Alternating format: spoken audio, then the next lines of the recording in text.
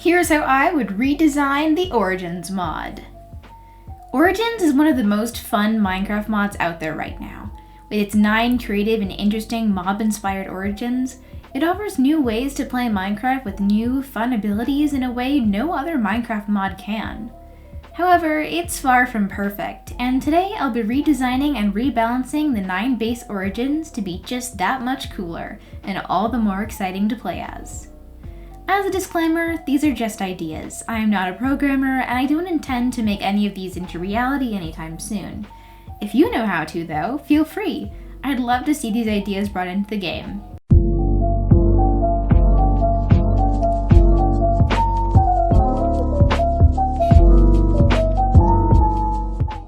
And if you end up liking this video, consider subscribing. If you don't feel like subscribing, that's cool too. Instead, just leave a comment so that YouTube will recommend this video to more people. It takes less than 5 minutes, and it really helps out small creators like me and makes sure that our videos can be seen and our ideas can be shared. Alright, let's get started. Phantom. Honestly, I have no notes on the Phantom origin. In my opinion, it's probably one of the most perfect, well-balanced, interesting origins in the base mod. If I were to make any changes to it, I would make it so that you can only become invisible during the day, or when light levels are at least above 7. If there's not enough light in a room, you can't camouflage in it, or at least that's my logic. I also think that moving through blocks while in the Phantom state should operate smoother, as though you're flying in creative or spectator mode as opposed to actually walking through the blocks. But that's more of a quality of life change than anything else. Blazeborn. The Blazeborn origin is probably one of the biggest pieces of wasted potential in the entire mod. Blazes are fucking cool mobs, dude, and this origin is just kind of lame and not useful. So keep their immunity to fire damage and the fact that they take damage from water, those things make sense. The fact that they start in the Nether is also a funny idea, but it's only really an obstacle for the first 20 minutes of gameplay, and doesn't really come up again. So if we want to buff the Blazeborn some more, we're also probably going to want to add some new drawbacks. I think Blazeborns would be greatly helped if they were made into more of a combat-focused origin. Give them innate fire aspect, so that any entity they hit is automatically set on fire. The idea of them doing more damage while on fire is nice, but it's too niche and isn't useful in most combat situations. Instead, I propose that when they are in less than half health, they automatically set on fire, getting a damage and defense boost, as well as setting any mob or player that hits them while they're in this state on fire. It might also be useful to give the Blazeborn a fireball ability. While in this on fire state, the Blazeborn can fire up to 3 fire charges that do damage similar to ones fired by actual blazes, and the charges replenish after the Blazeborn has healed back to full health. Either that, or give the fireball ability a significant cooldown, just so that it can't be spammed. Alright, so now that we've buffed the Blazeborn, it's time to balance it. I think the best way to do this would be to put a limit on its food supply. Either make them consume hunger faster, or make them unable to farm. You could name an ability like that something cool like Scorched Earth. Say that their hands are too hot to be able to farm plants. This also balances out the fact that with their innate fire aspect, they would be able to immediately obtain cooked meat. Along with the damage they take from water, I think changing the way they interact with water entirely would also be fun. Make it impossible for them to pick up water in buckets. They can't exactly MLG water very well anyways, and explain it by saying that by touching the iron bucket, they make it so hot that the water evaporates on contact. There are other ways to obtain water anyways, if you really need it for things like farms or creating obsidian. And with these changes, the Blazeborn goes from a lame and disappointing origin to a powerhouse in combat that's fairly balanced and, hopefully, a lot more fun to play. Feline. The Feline really got the short end of the stick when it came to the initial Origins mod. And it doesn't help that the mod creator even admitted that they were running out of ideas when they designed it. So let's fix that, because I've got ideas. The main drawback of the Feline origin is basically that they can't mine natural stone, which is dumb. What, if anything, does that have to do with cats? And why does the Feline origin of all things have such an intense drawback for what is frankly a pretty weak origin? It doesn't make any sense at all. So let's scrap that one and push it to the side. Don't forget about it though. We'll come back to it later. Other than that, I think the base abilities of the feline are pretty solid. Scaring away creepers and taking no fall damage are useful skills, and accurate to the mob they're based on. Natural night vision is also a pretty cool perk. To add to that, I think that making them natural fishermen would also be good. For example, maybe they always have one extra level of lure, and to complement that, make them pescatarians, with fish being the only meat they can consume. Now, I know this isn't accurate to real-life cats, but it is accurate to Minecraft cats, and that's what we're working with here. We'll need to come up with a new drawback to replace the stone mining thing though, and I think I have just the idea.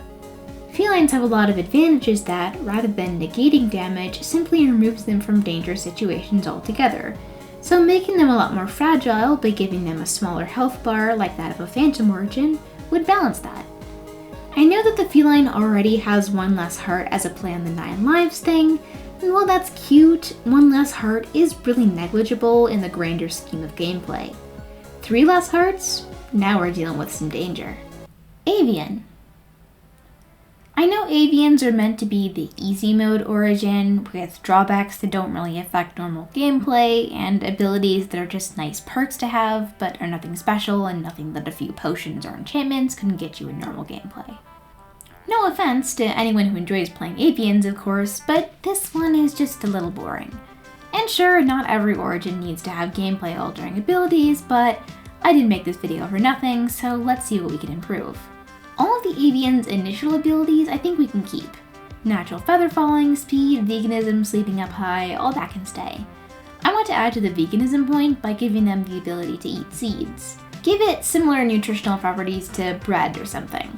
Not overpowered necessarily, but enough to make it a viable food source alongside the avian's other vegan options. I also think the fact that they can lay eggs is goddamn hilarious. It's pretty much useless, but it's hilarious, so it can stay.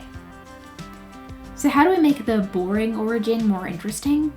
I think playing around with a chicken's small size would be really fun, whether by making the origin physically smaller or by reducing the player's reach.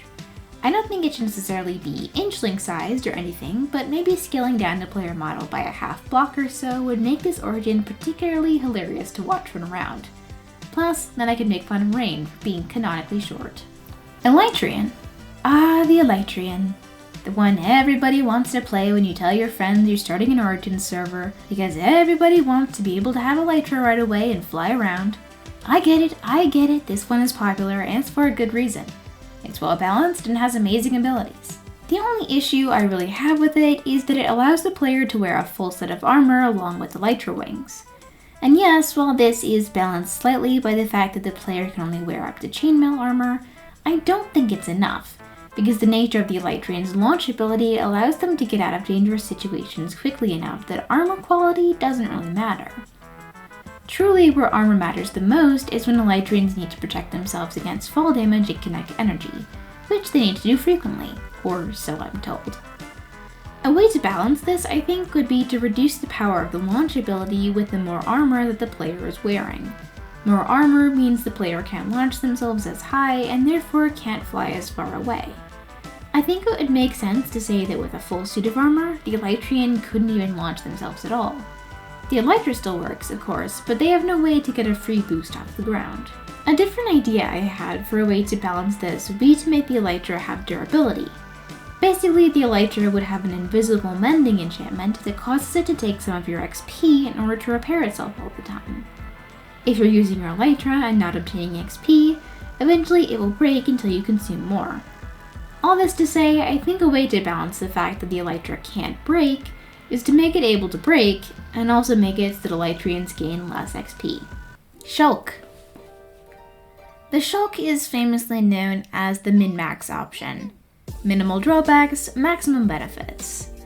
Not being able to use shields really doesn't sound so bad when you have an extra layer of protection, making iron armor as good as diamond, and having an entire extra row of inventory slots that you don't even drop when you die is massively OP.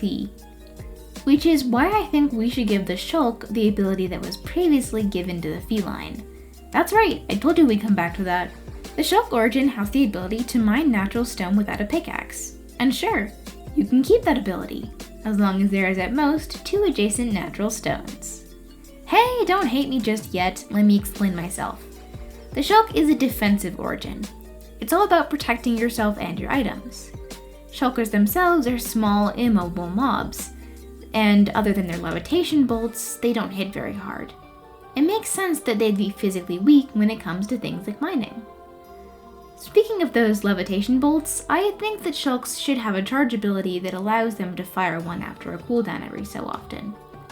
Purely because I think it'd be funny to see the chaos that causes on a multiplayer server. For balancing sake, don't make the bolts do any damage per se, just make them apply the levitation effect for however many seconds. But come on, you agree that would be hilarious, right? Merlin.